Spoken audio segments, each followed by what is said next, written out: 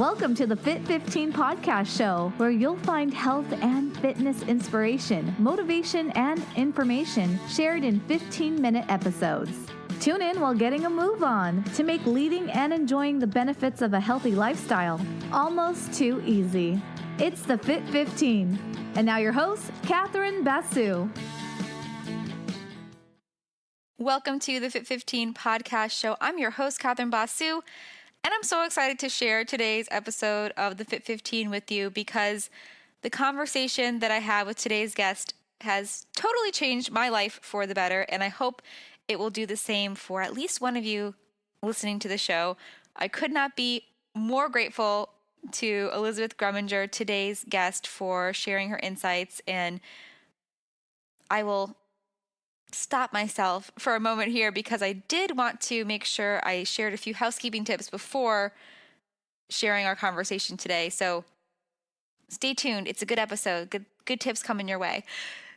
Before I share it though, as I said, I wanted to share some housekeeping things. So I usually ask you guys this at the end of the episode, and I thought today I would say it in the beginning because I really do want to make sure that you subscribe to the show. If you're listening the day this goes live, it's Monday, so there's 4 more episodes that will be released. And if you are new here or haven't listened in a while, or maybe you missed the first episode of the show, episode 000, you might not know that not only do I want you to listen to the show and subscribe for the great information that will be shared, but I also want you to think of that notification that comes through that there's a new episode as your personal reminder from me to schedule and get in a workout for that day. So if you haven't been working with me as a personal trainer and you need a reminder to make sure your workout happens during this week, subscribe not only for the reminder to tune into the podcast, but more importantly, to get moving. I hope you'll take advantage of the fact that that's a big reason why I have the show released so frequently, is to help you, to remind you to get moving, because there's so many benefits that come from moving, even if you're not listening to the podcast while you're doing so, but especially if you listen to the podcast, because you'll get some inspiration and information while you do that. The other thing I wanted to ask you for, remind you to do, is to leave us a rating and review on iTunes, Stitcher, both if you're feeling really awesome, or wherever you personally listen to podcasts, because that helps more people find the show, and it will really make my day, week, month, probably year as well. So don't forget to go and do that. All right, back to business here, back to today's episode of the show. My guest today, as I mentioned, is Elizabeth Greminger. She was on the show last week, just on Friday, talking about the London Marathon. So if you're headed to London later this month to either run or watch the London Marathon, I will actually be there watching the London Marathon. So if you want to connect to spectate with me, or maybe I need to make you a sign if you're running, let me know. But you're definitely going to enjoy that episode with Elizabeth. She has great tips for both runners and spectators because she ran the race last year and her husband was a spectator, and there was a little mishap with his spectating. So if you want to make sure you avoid that as a spectator, which I'm definitely going to try to avoid when I go and watch the London Marathon later this month, you want to make sure you listen to that episode. But that was last week. This is this week. What's happening in this episode? Well, if you saw the title, you probably know. But when I reached out to Lizzi to invite her to be on the show to share insights on the London Marathon, she said that she would be happy to also share more about her running journey and specifically overcoming an injury that she had leading up to both the Boston and London marathons that she ran last year. And I definitely jumped on this opportunity, not just for you, my awesome listeners, and your benefit, but also for my own benefit, because I've been struggling with a running injury the last 2 months as well. And as I mentioned in the intro, this really changed things for me talking to Lizzi. So if you are out there struggling with a running injury or know someone who is, I hope you will find some relief listening to today's episode, find some insights and tips you can use, and hopefully you'll be able to get out of that injury feeling stronger than before. And like Lizzi, actually getting a PR maybe. So there's light at the end of the tunnel. Here is Lizzi to talk to us about her running journey and specifically about aqua jogging. Well, Lizzi, we had you on the show to talk about the London Marathon and really appreciated your tips for that. But I wanted to have you back because you were talking about how you trained for London being injured and you had Yes. shared some stuff with me, about how you Mhm. recovered and were able to run not only London, but also Boston. So Mhm. for the injured runners out there who maybe are having a Yes. bad day, we have to give them some positive Yes. things. I know. Well, I know you're battling your own injury as we speak. So I totally feel your pain. And my first general tip to injured runners would just be to remember that it's not forever. And I know it feels like it's going to be, but there are better days ahead, and keep your chin up. So yeah. So what happened with me last year? So I was training, for the Philadelphia Marathon, which, as a side note, I love Philly and I am a huge proponent of it. And I'm actually going to be an ambassador for that race again this year. So Oh, um, cool. totally got to give them a plug. It's the best race if you're in the area. So Yeah.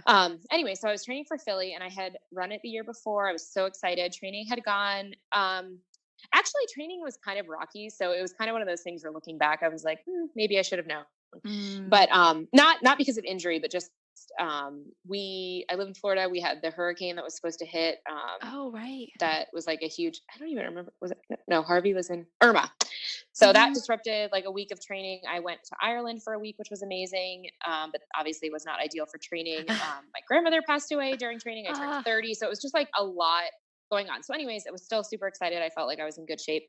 But like 3 weeks before the race, I started feeling this like pain in my like my calf kind of shin area. And it was mm, different than any other pain that I've experienced, because I've had tibia and stuff and like my yeah. knee, but this was like much more sort of acute. Like it was more of a Mhm. location, but I still was kind of like, okay, I'm fine, whatever. I'll deal with it after the race. Talked to my Yeah. track coach, and he gave me some stretching and some tips and stuff. And so I'm like, okay, this is fine. So I get to Philly and I made it probably about mile 13 at my goal pace. And I was feeling okay. And then it was the strangest thing out of nowhere. It just kind of like hit me.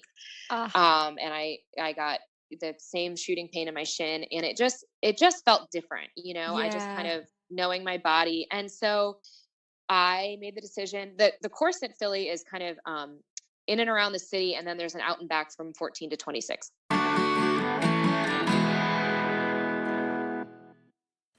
Hi, friends, it's Catherine, and that sound was your halfway point reminder. If you're joining us for an out and back walk and only have a total of 15 minutes, you will want to turn around now. All right, back to Lizzie. So at mile 14, I said, all right, Mm. I'm not going out down along the river. I said, I Yeah. got to call this, because I was already running London for charity and I was already signed up for Boston. Yeah. And so, those two races were obviously, I hope Boston, well, this year was my third. So I can't say anymore that it's a once in a lifetime opportunity, but still it's a Mm. unique opportunity. Yeah, yeah. And then London was truly going to be a once in a lifetime opportunity. So I made a decision that I think for runners is very rare, because I decided not to be an idiot, and I Right. stopped. Because I said to myself, I have nothing to prove at this point. I mean, Yeah. I think, we get in our own heads and it's easy to want to, push through, but I've run marathons before. I had nothing to prove to myself or to anybody else. So I Yeah. DNF'd that race, and I went and got an MRI that week. And lo and behold, I had a stress reaction in my tibia, which I used to think that was kind of like a made up injury, but it's a real thing. So it's basically like, for anybody who doesn't know, it's like if you were to get a stress fracture, your bone is actually cracked. The stress Mhm. reaction is like a deep bruise in your bone. Okay. Um, and I guess it's my understanding that can happen. I'm not a doctor. I won't even get into it. But basically, my calves are really tight, and so it bangs on the bone or something like that. So, Mm. anyways, I ended up being in a boot for 7 weeks after Philly. And obviously, having these two races in April, it was very terrifying, because Yeah. I'm like, oh my gosh, I'm not running, obviously. So during that time, my coach, who I work with here in Tampa, who is amazing, he said, can you get in the pool? And I said, yeah, I bought a swimming cap and I bought some goggles. I'm going to like learn how to swim, I guess. And he's like, well, Yeah. no, what you should do is aqua jog, is run in the pool. And I was Mhm. like, okay. And then actually one of my other good friends here in Tampa ran cross country in college. And so she had actually mentioned it too. So I ordered an aqua jogging belt. You can find them on Amazon. Mhm. And they help you float. And I guess some people do aqua jogging where they tether themselves to the edge of the pool.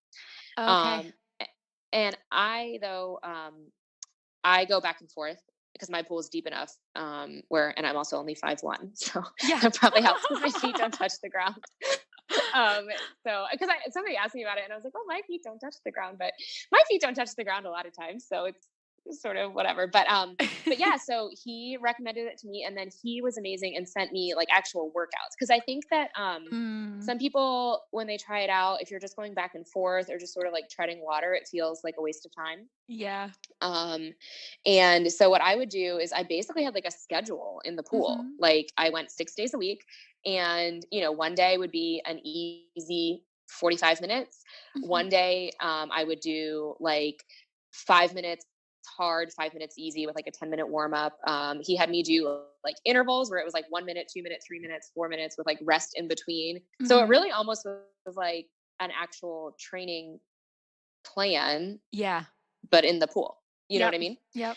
And so I was there. I would say I tried to do between 45 minutes to an hour every day, and it sucked. Yeah. And I went to I spinning some too. I couldn't stand up on the bike, but I did go to spin, and I would yeah. sit down. But so basically I think I did spinning, and then I would do the aqua jogging like on and off in December, but I was finished with the boot. I think I got to take the boot off like the first week in January. But my physical therapist, so I was going to PT that whole time too. And my physical therapist and my coach were like, okay, basically we're going to treat, January 1st. That's when a lot of people start training for Boston. That was my first day of training, except I did it in the pool. And so I did that, for the whole spring. And then I think I ran the first time for like 2 minutes, or like 5 minutes, how you like slowly come back, which that's what I would say when you're coming back, you got to give yourself a little grace. Cause I think sometimes it's tempting when you can start running again to be like, okay, here we go. I'm going to run like 5 miles, but you got to give your body a chance to remember what it's doing. Cause if you think about it, if you're a brand new runner and you start running, you're not going to run 5 miles out of the gate, and your body is kind of getting back used to, it's almost like, it's not quite like being a new runner, because your body knows what it's doing, but you got to give yourself grace, and that's a huge thing with recovery as well. So so I ran a little bit at the end of January, and then what I started doing is I would run every other day, and I would stay in the pool, but to get ready for the marathon specifically, because I'm starting now at this point to kind of get a little bit freaked out, because here we Where's are. the 20-mile run? Yeah, exactly. So I think I ended up being off. I didn't get to run. I had 10 weeks total not running, I think. So February we start like getting back into it. But what I would do is on Saturdays, I would go to the pool right when they opened, and I would do like an hour and a half in the pool. And then I would go run afterwards. So, and I worked up with that like you would do with a long run. So I did like an hour and a half in the pool, and then I would do like, 3 miles. And then I did an hour and a half in the pool, and then 6 miles. And then the next week, and I think I got up to 10 miles after the pool. And then shortly thereafter, when I was like back running, I ended up doing I got a 20-mile run in, and I was able to do that really seamlessly, I felt like, because of doing the aqua jogging. So that's why I think it is the best cross training, because if you think about it, you're doing the same thing in the water. So your muscle memory is like the same, even as opposed to swimming or spinning or anything like that, which are all wonderful exercises. And I think those are good too for like endorphin purposes, I think, because you get like sweaty and you feel like good. But the actual act of doing the underwater running, it's the same. It's just no impact.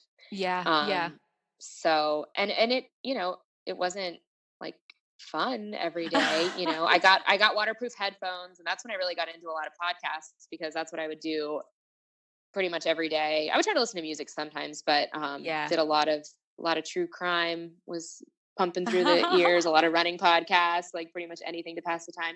And you don't look cool when you're doing it. I always go in the open swim lane with like me and the elders are just flopping around over there, so that's my, and then I was able to run Boston and London back to back. And I didn't start running until like February. So I really only had like 2-ish months of training. Sorry, that was a really long-winded explanation No, of I mean, my I was like eating up all the yeah. words. So and so like if you go I mean if you go on YouTube, that's what I did. Like so my coach sent me the workouts and he actually what he recommended to me, he gave me a breakdown of like easy, medium, and hard. Mm, So just for sort of reference, I would say for me, an easy run is usually around like a 9-minute pace. mhm. And so how that correlates to the paces in the pool, I'm not exactly sure, but cool down would be 50 to 55 steps per minute on one side. So that's like Okay. 100 to 110. After this, my doubling math ceases because I don't know how to do that. So yeah, it's 50 to 55 steps on one side. You count on 1 minute and count how many times you use your right leg. Easy Mm, pace would be 55 to 60 steps a minute.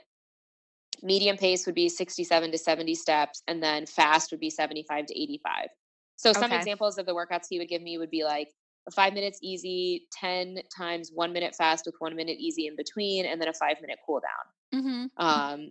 And then it would be like 2 minutes fast, 1 minute easy, really kind of like any intervals that you can think of to kind of mix it up Yeah, yeah. and kind of keep it more exciting. Um, and then you're getting your heart rate up a little bit, Yeah, as opposed to just kind of like putzing around in the pool. sure. Well, so far with my running injury right now, I've been doing a lot of biking, mostly indoor cycling, Yeah. and I found that even with that, I've struggled to keep my heart rate up. Uh-huh. So I wonder how Yeah. that feels when you're aqua jogging. Well, and the thing with biking, even depending on what your injury is, like I know sometimes I haven't had IT-band problems in a long time, but sometimes when I go to spinning, I'll notice like just from standing on the bike or like your knees and like there's not Right. impact necessarily, but the thing about the pool is just so forgiving. Like Yeah, yeah, there's no impact whatsoever. So yeah. but I know I've talked to some people since I did this, and they are like, "Oh, my heart rate doesn't get as high," and I don't do heart rate training. God bless you if you Mm, do. It's too complicated for me, and I'm like not into all that. But I would try to like feel my heart rate on my neck, yeah, like you're in middle school or whatever. And like when you do the faster intervals, like I would feel tired when I got out of the pool sometimes. yeah, So yeah. definitely, if you want to make yourself like little, like 5 minute. What I'll do now when I go or like the last 2 weeks, I was kind of just taking some time off after my last marathon. And so I was in the pool and I would just do like a 10-minute warm up and then I'll do like 5 minutes hard, 5 minutes easy, just to kind of Hmm. get like something going. Yeah, You don't have yeah. to make it super complicated, but definitely you want to challenge yourself a little bit. Right. And so, yeah. Yeah, it's a challenge to keep the intensity up when you're not doing your regular training and the thing that you love. I know for me, you would think that I was Hmm. like a professional couch potato, not an injured marathon runner with the Yeah. complaints I'm doing. Well, spinning and biking is hard. Like even when I use spinning as cross training during my marathon training, and I could like run 9 miles in the morning, no problem. And then I'm at spinning, like sweating my what off, like Right. dying, and I'm like, oh, I'm out of shape. So spinning and all that is definitely still very difficult. And the bike, if you think about it, it's a totally different skill set than we're used to. So Yeah, it's yeah. going to be hard. But Oh, for sure. And I feel like I finally got the mental part down, but yes. I don't do a ton of heart rate tracking in my running, but my watch tracks it for me. So I've been trying to Hmm. compare my heart rate from runs I've done to my heart rate during my bike rides lately. And I have found that I really need to focus and stay in the game on the bike to get anywhere near where I Right. was with my runs. So that's been interesting trying to work on that. Yeah. Yeah, yeah. Well, and it is tough mentally. And I think, the thing that's so nice about running is it's like you just can go and kind of unwind and you don't have that same feeling when you're sitting in a gym or, even a Right. spin class or whatever.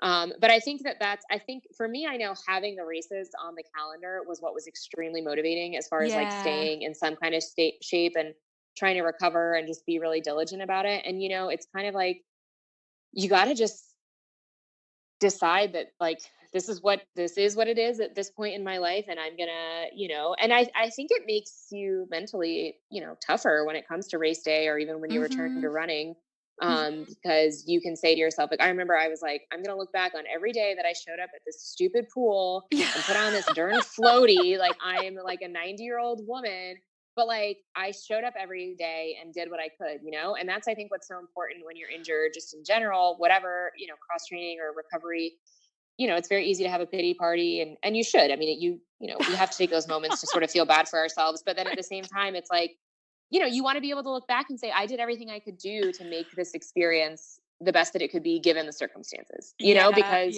we can't control our injuries, but we can control how we recover. I used to always joke to myself that I felt like I was in, like, you know, in a movie when like the comeback music is playing and it's like they're in the gym, funny. Like, you know, so that was always how I tried to motivate myself. I'm like, this is the part of the movie where, like, you know, you're getting all amped up and then it's race day and it's like going to be magical and whatever. And so, you know, you just do those little things to like get yourself amped up. And and the power of a plan is I mean, because I know it's funny because I'm a personal trainer, so I do this for other people, and one thing I'll give people is a calendar. It's like a 1-month planner, and it has just a box for each day, but people love that because they say, you know, if they skip one day, they see the other day. So I actually do that for myself. I'm like, you know, I'm going to get on this planner and just put down each workout because every one I do is, you know, one more closer to being able to run again. Exactly. But it's, those little things. So having a plan definitely can help.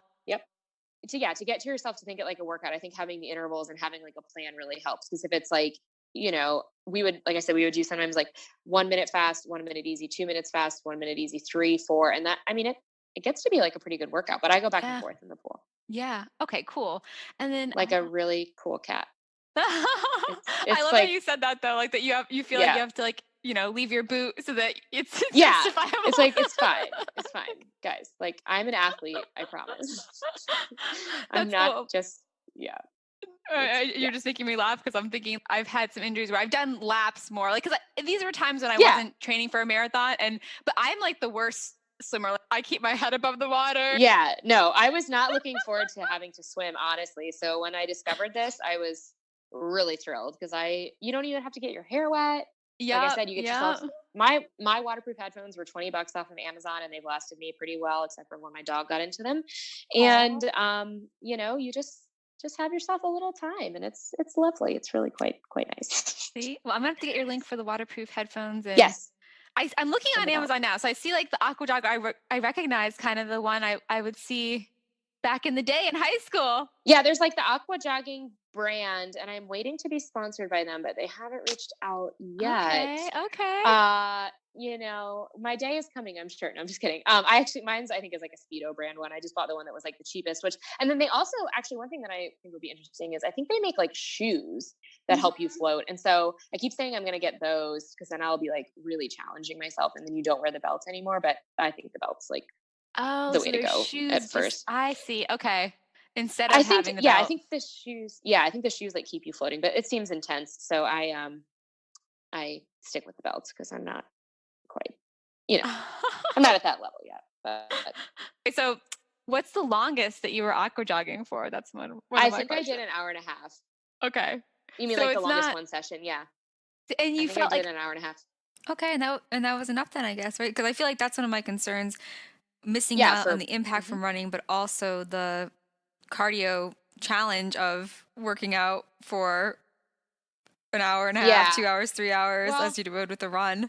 Well, what you could do too, if you were like, you know, since the race is closer for you, you could always do like an hour and a half and then jump on the bike for like another hour. You know, which so you're would not, suck, but some change of scenery. Exactly, and just to kind of get the time in. Okay, so I ran 2.1 miles in January of 2018. So February I ran 34 miles, and the farthest I ran in February was 5 miles. So, and then I was running like every other day, and I think I did, I'm going to pause again and look at my own Instagram to see when I did my, like, because I don't remember like specifically when into training, but I know I did the 20, but I think like doing, you know, like doubling up with other cross training or something like that, because like you said, it's all about like the length of the cardiovascular exercise as much as you can. But like I said, the good thing about the aqua jogging is just your muscles are getting the same, you know, routine that they would be getting. Yeah, because I have been feeling that I've been able to get better workouts, pull on that mental toughness on the bike, but I can feel like something's missing. Yep. Well, and that's the thing. You could add like an hour of even just like relatively like decent aqua jogging beforehand, and then for that intense workout. So, okay. So like, for example, 10 weeks before Boston, I did an hour and 20 minutes followed by 3.5 miles on the treadmill. And then let's see, I know I did that like a couple different times. So then like an hour and 20 minutes with a pyramid workout. I'm reading my own captions, followed by 7 easy miles. And that was 6 weeks out from Boston, March 3rd. I did. So I was able to run a little bit, but so that would have been, let's see, an hour and 20 minutes plus 58 minutes. So that was like almost 2.5 hours of something, you know. March 9th, I did an hour in the pool with 10 miles, which was like my longest run since November at that point. I think that was the longest like run interval that I did. And then I magically ran 20 miles on March 30th. But that was my point, is I was, you know what I mean? If you think about it. So like, let's say, you know, let's say you can't run for another 3 weeks. When's Boston? 2 weeks after that? I know. It's actually a month away from today. Yeah. Okay. So no, it's fine. But think about it. So if you could do like, I really think if you could get yourself in the pool or something like every day, and then on Saturdays or Sundays, whichever day you do your long run, if you can get yourself to do like an hour and a half in the pool and then another hour, maybe even an hour and a half on the bike, that sounds awful. But, you know, if you can't get in those long runs, I think if you can get yourself to like get that cardio in, some other way, you'll be fine. Yeah. And I mean, Boston may not be like your fastest run ever, but you'll get it done. I say, so you had a little bit longer time, but like, how did it feel when you actually got to do Boston and then London after that? I mean, well, I ran them both in, so my like current PR is a 3:28. I ran that. And that's the thing. So just to put it all in perspective, I PR'd in New York in the fall. So it all was fine in the long run. So I ran Boston in a 4:06 and London in a 4:08. So I ran them like relatively the same time. And I felt fine, other than almost getting hypothermia. I mean, I ran, you know, like it really wasn't, it helped that I ran it easy. I'm sure, you know, like I wasn't in shape to try to PR. Even though I had sort of like delusioned myself into thinking that maybe I could run, because originally when I wasn't going to be injured, my plan was to run Boston really easy, like a 4:30, and then try to run London relatively fast. But because it was so cold, I couldn't really do that. I couldn't slow down as much as I wanted to, because if you stopped, then it was like I stopped to go to the bathroom in Boston, which I've like never done. I've never used the bathroom to go pee during a race, and I'll just leave it at that. But I had to stop because you weren't sweating, you know, it was like the weirdest thing. So I felt fine. Like I just feel like it's the best way to stay in running shape. Like I'm such a proponent of it. Cause if you think about like even this 20 miler, like, yes, I got that in, but like, if you think about it, let's say the equivalent would be you running actually Boston. If you can get like some good quality pool runs in between then and now, then you might be fine. Yeah. So your 3:28, that was this past, so it was after Boston and London. Yep. After all my injuries and everything. This is why you're such an aqua jogger proponent. Yep. I know. That's what I'm saying. So, and like, I think even just because if you think about it, like as marathoners, you hear all the time, like you build season upon season, like your fitness doesn't go away. So it's very scary to think like, even if you didn't have a race coming up, it's scary to think of like being out and, you know, whatever. But yeah, so I ran those 2 races, and then I think I took like the whole month of May off, actually, because between like I said, I've been battling plantar fasciitis, and then just like kind of I'm a big proponent of like breaks after races. Probably like maybe I'd be faster if I wasn't doing that, but I don't think so. That's something I'm learning, that I need to take breaks. I think everybody's different. You know, some of my friends, they want to bounce right back after marathons, and they're like amazing, and that works for them. You know, they need to get their body moving. I just find that mentally and physically I need like a little bit of a breather. But so then I like, you know, built my base again over the summer, and I had a great training cycle for New York, and was able to PR by almost 2 minutes. So it was definitely, and I think that the strength that I built from doing the aqua jogging had a big, you know, component into the success I was able to have in the fall. And then even, I mean, like I said, I go every Friday. That's my Friday workouts now. And I go and I just do easy, like recovery, 45 minutes or so.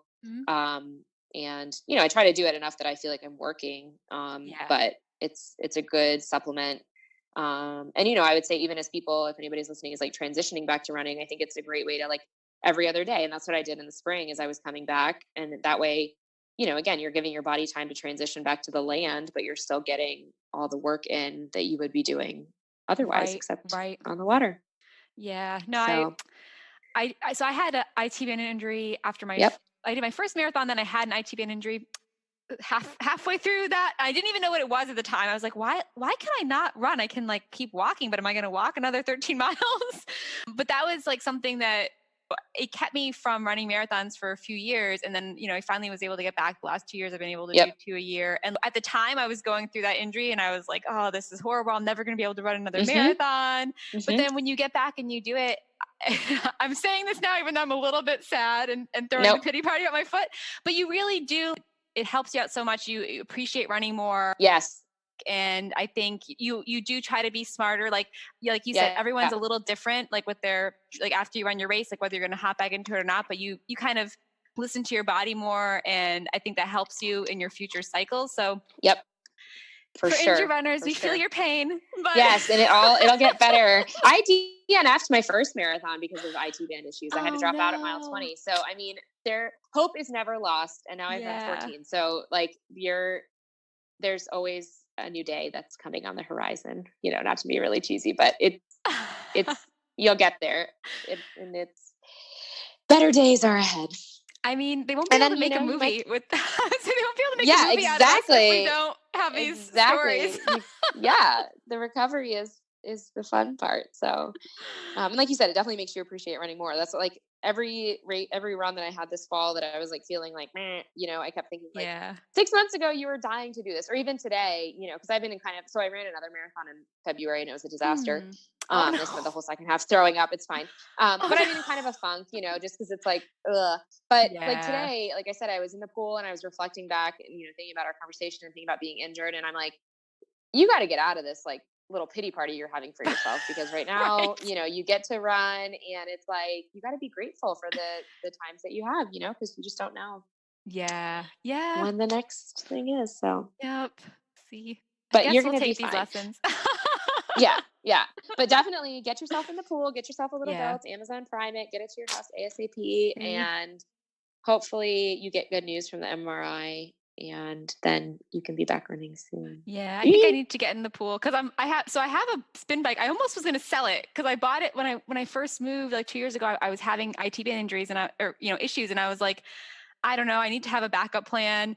But my window, it looks out at this beautiful view by the water where I run. And so the other day I was biking there though, and I'm like, oh man, like maybe I could I'm probably not going to be able to run Boston. Maybe I could just go out for a 2 mile run and enjoy this day. And I was like, no, stop. I think you might be able to do it. I think you're going to be fine. I think if you get yourself in the pool and get, you know, like some longer cardio sessions in, I think you'll be surprised at what your body can bounce back and do. Yeah. Well, Lizzi, thank you. Just don't tempt yourself and run too soon. I know. I got to stop looking out the window of like where I run and fantasizing about it. Like that it takes a lot of discipline. I will say, to toot my own horn, my physical therapist was always very complimentary of like, you're not like most runners. You're not doing things that we're not telling you to do. And I said, I know. That's because I need to get better. I know, right? So, it's very tempting to go, but no, I'd rather be able to run my marathon versus go for the 2 mile run today. Yep, exactly. But long term. Yeah. But these are lessons, like we said, that apply to like that helps you build that willpower for other areas of your life. Right. So exactly. Oh my goodness. Exactly. Well, I really loved, you've helped me bring my spirits up, Lizzi, and there's hope. And hopefully some of the other runners that, are not having the most fortunate running training cycle this time, around, they can have some hope for the future. Yes, I hope so. And definitely, if you have questions, I know we've connected on Instagram, but I'm always happy to try to help injured people feel better. So keep me posted for sure. Yeah. So, I mean, you said you might do some videos for us for Aqua Yes, Jogging. I need to get my husband to come out like on a Saturday with me and like video, because I go during the week, it's dark, and I haven't been able to quite finagle. I'm not as advanced as some of these Instagrammers who can take videos and stuff of themselves. In fact, I think it's funny if you go back, there's one video I tried to take like, because I also was always just like, this is ridiculous. Like I have to show people what I'm doing.